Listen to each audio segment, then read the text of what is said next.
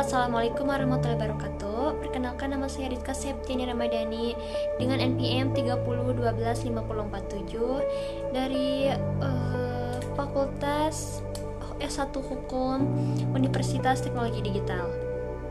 Oke, di sini saya akan menyampaikan sebuah edukasi di mana tentang ada sebuah kasus yang berhubungan dengan kecerdasan emosional dan bagaimana cara kita mengelola emosi itu tersebut.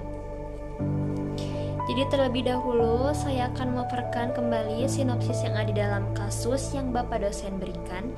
Bapak dosen, izin saya untuk memaparkan kembali sinopsis yang Bapak berikan. Nah, jadi guys, dalam kasus tersebut itu ada seorang wakil presiden yang mengkritik seorang insinyur.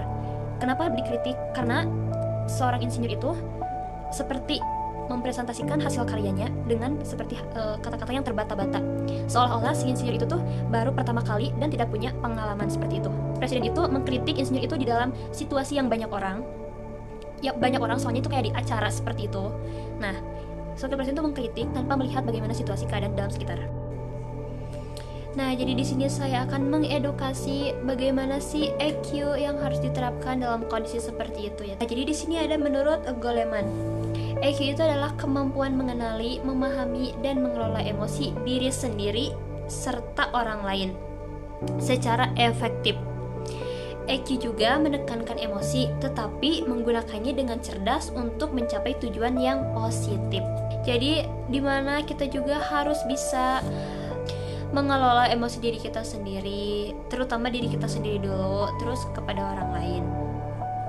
Terus bagaimana sih kalau misalnya saya yang menjadi wakil presiden tersebut? Yang pertama-tama saya pasti akan mendengarkan dulu insinyur itu untuk mempresentasikan hasil mahakaryanya. Meskipun kita memiliki jabatan yang tinggi ya guys sebagai wakil presiden, tapi kita juga harus bisa menghargai bagaimana orang lain itu menyalurkan sebuah idenya, ilmunya gitu kepada kita semua. Jadi jangan seolah-olah kita punya jabatan tinggi nih, jadi kita tuh seenaknya kepada orang gitu kan. Meskipun bagaimana cara dia menyampaikannya itu kayak salah gitu ya kan, kurang, tapi kita juga harus bisa menjaga perasaannya, menghargai orang lain juga yang ada di sekitar kita seperti itu. Dan setelah acara selesai, saya akan memanggilnya dan mengkritik bagaimana cara dia menyampaikan hasil kerja kerasnya kepada publik, yang seperti terbata-bata ataupun kayak bahasa-bahasa yang kurang dipahami, dengan mengkritik yang sopan, enak didengar, tidak menyinggung, dan yang bisa membangkitkan kembali semangatnya untuk bisa mengevaluasi bagaimana cara dia menyampaikannya kepada publik.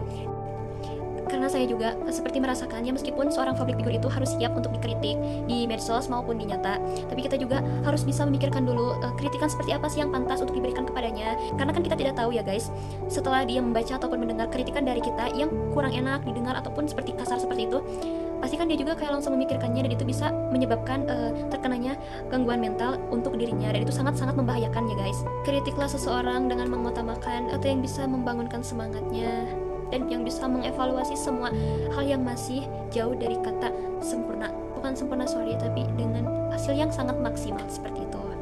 Mungkin segitu saja edukasi yang bisa saya sampaikan, yang saya bisa salurkan kepada Bapak dosen maupun penonton yang menyaksikan. Mohon maaf bila omongan saya ada yang terbata-bata. Nah, di sini juga saya masih belajar.